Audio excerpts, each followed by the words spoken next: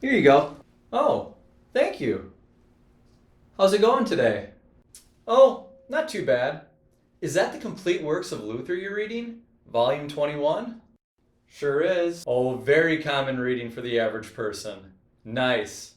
How is it? Fantastic.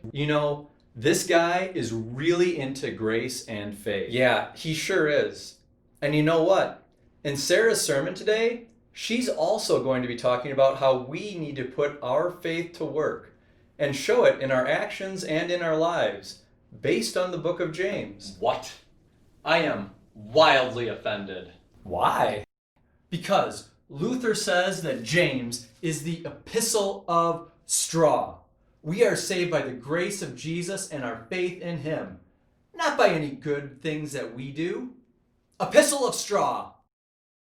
Do you just bring that thing of straw with you wherever you go? Yes, just in case I get into a conversation like this. But why? To help make my point and add dramatic effect.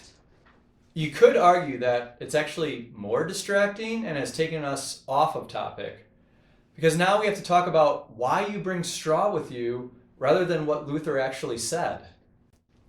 Listen, please don't ruin this for me. I don't get to use this very often. Okay, fine. But the truth is that even though Luther did say that, when Paul is talking about grace and James is talking about works, they're both saying the same thing. They're just saying it in different ways. Oh, really? Yes, Paul and James, they both knew that we are saved by Jesus' sacrifice on the cross and our faith in him. There's nothing that we do to earn it or deserve it. It's just the free gift from Jesus. But what about when James says that we need to do works too? That sounds like we need to do something to earn our salvation. No, not really. Even Luther, just like Paul and James, they all knew that once Jesus saved you, God's Holy Spirit would be inside you and start to change you. God would start changing the way that you lived and the things that you do. Here, think of it this way. Wait, I didn't see you come in with that. Why do you have that? Oh, just in case I get into a conversation like this. But how often does that happen? More often than you'd think. But like I said, think of it this way. Imagine that this is you, and all of this, even the stuff that I'm putting in right now, that's all of you just the way that you are.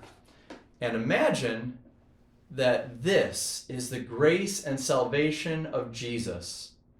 Jesus freely gives you his grace, and there's nothing that you have to do to earn it. No good deed or work or anything like that. But once God's grace and love gets inside of you, something happens.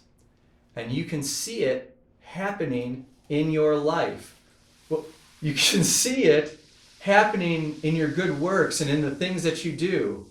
It's not something that you do. Instead, even the good deeds, there's something that God is doing inside of you. And as you can see, God also changes you in the process. It's not the same. You're not the same. So, is it okay if I keep reading Luther for fun? For fun?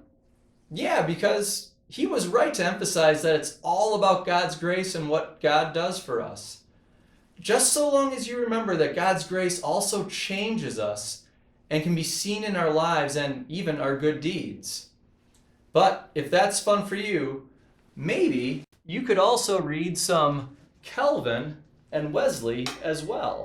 And you also have these with you just in case you have a conversation like this. Just in case. Well, thanks. I better get to work.